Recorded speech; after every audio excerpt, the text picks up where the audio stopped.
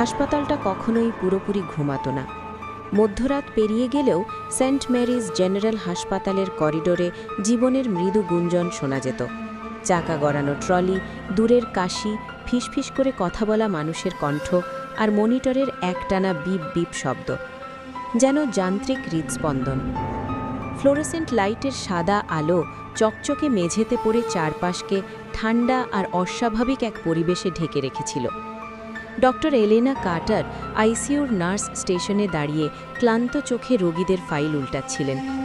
টানা 14 ঘন্টা ডিউটি করেছেন তিনি, আর রাত এখনও অনেক বাকি। ইন্টারনাল মেডিসিনের সিনিয়র রেজিডেন্ট হিসাবে ক্লান্তি তার কাছে নতুন কিছু নয়, কিন্তু আজ রাতটা যেন অন্যরকম। মনে হচ্ছিল বাতাসটাই তার বুকে চাপ সৃষ্টি করছে।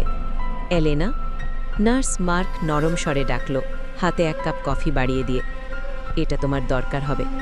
এলেনা হালকা হাসলেন। আমার জীবনটাই তোমার কাছে ঋণী, মার্ক। মার্ক মুচকি হেসে বলল, ঋণ নয়, শুধু দাঁড়িয়ে দাঁড়িয়ে ঘুমিয়ে পড়ো না, এই যা চাই। এলেনা এক চুমুক কফি খেলেন। কফিটা তেতো, কিন্তু হাত দুটোকে উষ্ণ করে তুলল। তার চোখ গিয়ে পড়ল বেড নাম্বার 12-র দিকে। কাঁচের দেয়ালের ভেতরে শুয়ে আছেন মিস্টার জনাথন হিল, বয়স 62, অচেতন অবস্থায়। মানুষের চেয়ে যন্ত্রের সঙ্গেই যেন তার সম্পর্ক বেশি।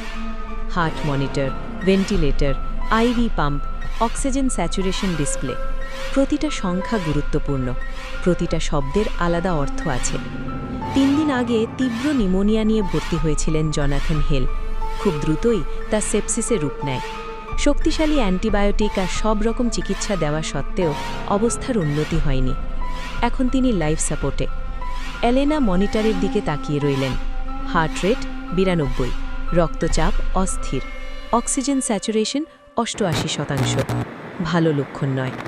তিনি কপাল কুঁচকে কপালে হাত বোলালেন, তারপর ধীরে ধীরে রুমের ভেতরে ঢুকে পড়লেন।